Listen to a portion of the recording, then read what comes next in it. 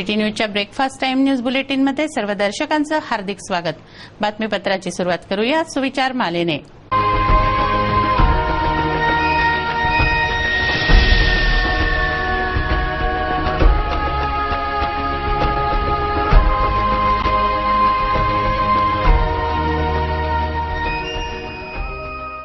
आता बघूया बातमीपत्रातील ठळक बातम्या। पद्मश्री प्रभाकरराव वैद्यांना आधारवड पुरस्कार जाहीर, 5 जुलैच्या सोहळ्यात होणार सन्मान। अल्पवयीन मुलीचं आत्मदहन, वडिलांच्या रागावण्यावरून घेतले पेटवून।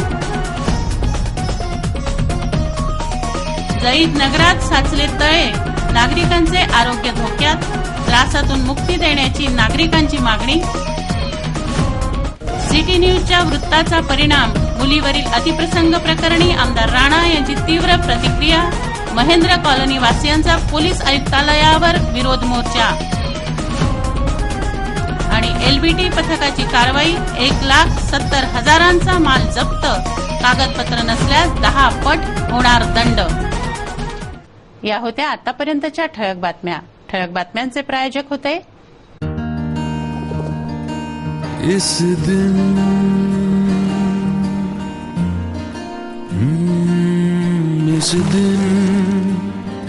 का सबसे सुहाना पल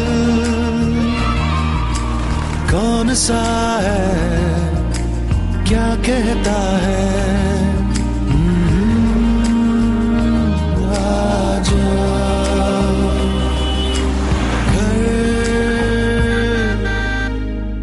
आजा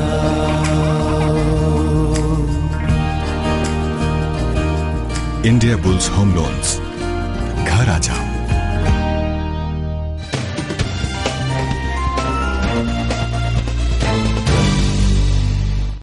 चला बघूया बातम्या विस्तारित स्वरूपात।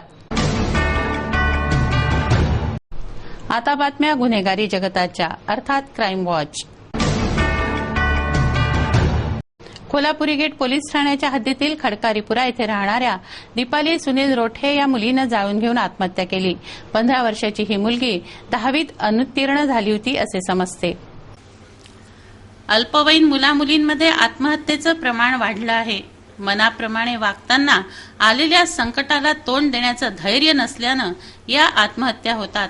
अशात जन्मदात्या आईवडिलांनी मुलांना त्यांच्या हिताच्या 4 गोष्टी सांगितल्या तरीही आजची पिढी डोक्यात राख घालून घेते। असाच काहीसा प्रकार दीपाली रोठेच्या बाबतीत झाला असल्याची चर्चा आहे। दीपालीनं अंगावर रॉकेल टाकून स्वतःला पेटवून घेतलं। यामध्ये ती 90% भाजली। शिवाय घरातील गाद्या दिवाणही जळाला। कोल्हापुरी गेट पोलीस तपास करत आहेत। अल्पवयीन मुलीला चाकूचा धाक दाखवून तिच्याशी अतिप्रसंग करून कुख्यात गुंड फरार झाला। हे वृत्त सिटी न्यूजनं प्रसारित करताच एकच खळबळ उडाली आहे। पोलीस विभाग या वृत्तानं खडबडून जागा झाला आहे, तर लोकप्रतिनिधी पुढे आले आहेत।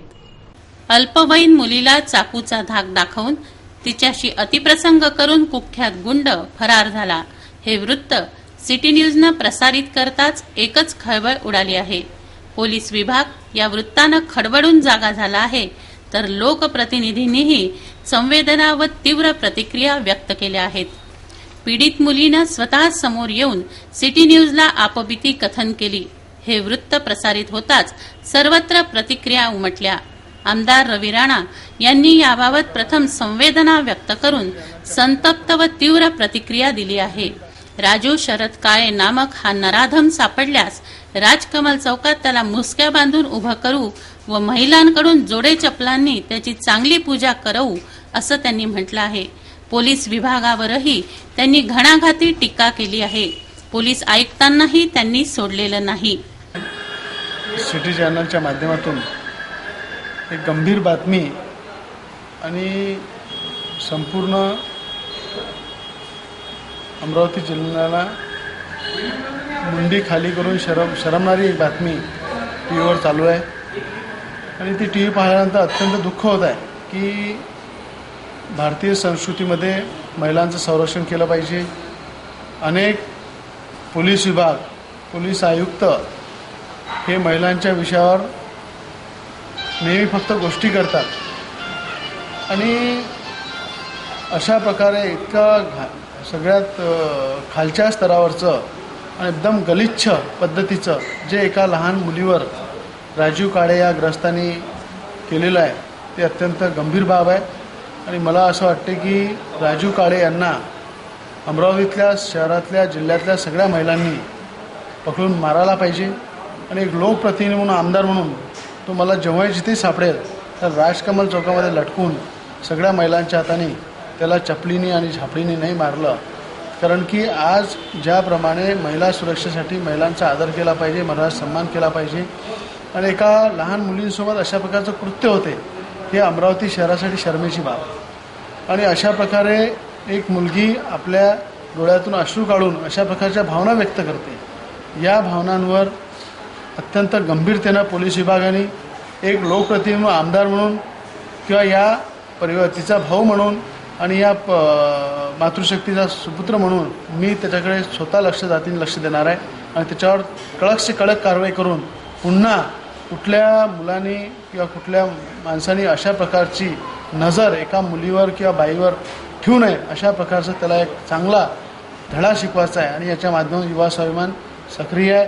आणि ही बातमी ऐकल्यानंतर मी सिटी न्यूज चॅनलचं, कारण की अनेकदा बातम्या लपवल्या जातात, गाळल्या जातात, बातम्या दाखवत नाही, असं अनेक चॅनल अनेक पत्रकारांच्या माध्यमातून होते. पण आज खऱ्या अर्थानं हा खुलासा करून एक राक्षसी वृत्ती या राजीव काळे माणसाची डोळ्यासमोर आलेली आहे. आणि या राक्षसी वृत्ती माणसाची कुठंतरी नाश झाला पाहिजे, कुठंतरी संपला पाहिजे, कुठंतरी त्यावर कडक कारवाई झाली पाहिजे आणि पुन्हा कोणी असं कृत्य करणार नाही याची दक्षता घेईल. या प्रकारची कारवाई एक आमदार म्हणून मी स्वतः करणार आहे. पोलीस विभागांनाही शरम वाटायला पाहिजे.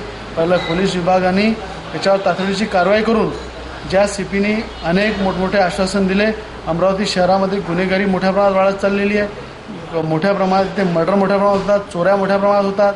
इथे कुठल्याही प्रकारचं कायदा सुव्यवस्था अमरावती जिल्ह्यामध्ये राहिली नाही आहे. त्यामध्ये फक्त अमरावती शहरामध्ये ज्या प्रकारे पोलिसांचं जे चालू आहे आणि पोलीस आयुक्त जे घडून आणत आहे त्याच्यावर माझा एक मोठ्या प्रमाणात आक्षेप आहे की पोलीस आयुक्त हे त्या खुर्चीवर बसण्याच्या लायकीचे नाही. त्या खुर्चीवर बसून ते खऱ्या अर्थानं अमरावती शहराचं संरक्षण करू शकतात. ज्यांना या प्रसंगावर प्रतिक्रिया व्यक्त करायची आहे त्यांनी 73 50 67 80 07 या क्रमांकावर SMS-नं प्रतिक्रिया पाठवाव्या असं सिटी न्यूजचं आवाहन आहे. आमदार रवी राणा यांनी म्हटल्याप्रमाणे जर घडलं तर समाजकंटकांना चांगली जरब बसणार आहे. राजू काळे या कुख्यात गुंडावर अनेक गुन्हे दाखल आहेत. या प्रसंगाने महेंद्र कॉलनी व परिसरात भीतीचं वातावरण आहे. राजू काळेवर मोक्का लावण्याची मागणी या नागरिकांनी केली आहे. बातमीपत्रात नजर टाकूया सामाजिक व राजकीय घडामोडींवर.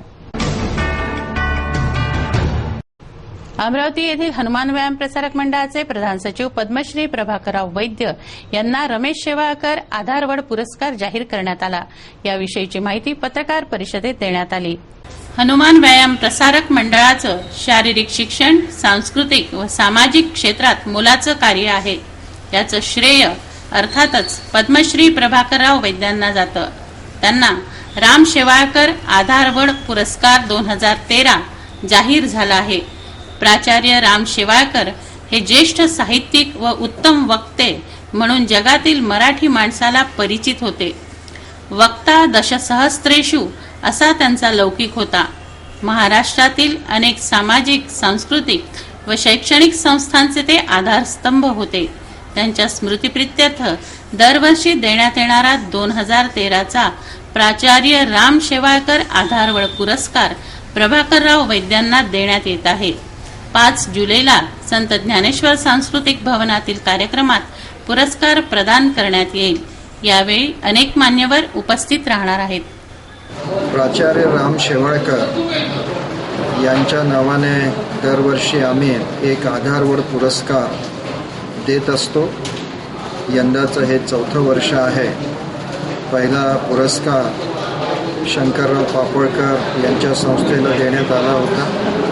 दुसरा पुरस्कार गंगाधर पामतावणे यांना दिला होता. तिसरा पुरस्कार डॉक्टर बाबा आढावांना दिला होता. आणि यंदाचा पुरस्कार हा पद्मश्री प्रभाकरराव वैद्य यांना 5 जुलैला या ठिकाणी ज्ञानेश्वर सभागृहामध्ये देण्यात येणार आहे. एकंदरीत नानासाहेबांचं जे काम आहे, नानासाहेबांचं वक्तृत्व हे जगामधल्या प्रत्येक मराठी माणसाला अतिशय होणारं असं त्यांचं वक्तृत्व होतं. रसाळ वाणी आणि अतिशय उत्तम विचार यांचा एक अतिशय अभूतपूर्व असा संगम त्यांच्या भाषणांमधून राहायचा आणि आपल्या रसाळ वाणीतून अतिशय उत्तम पद्धतीनं त्यांनी वेगवेगळ्या विषयांवर वेगवेगळ्या महापुरुषांच्या जीवनाच्या माध्यमातून प्रबोधन केलं आहे आणि दरवर्षी हा पुरस्कार 1 लाख रुपयाचा असतो. आधारवड पुरस्कार, राम शेवाळकर आधारवड पुरस्कार असं या पुरस्काराचं नाव आहे.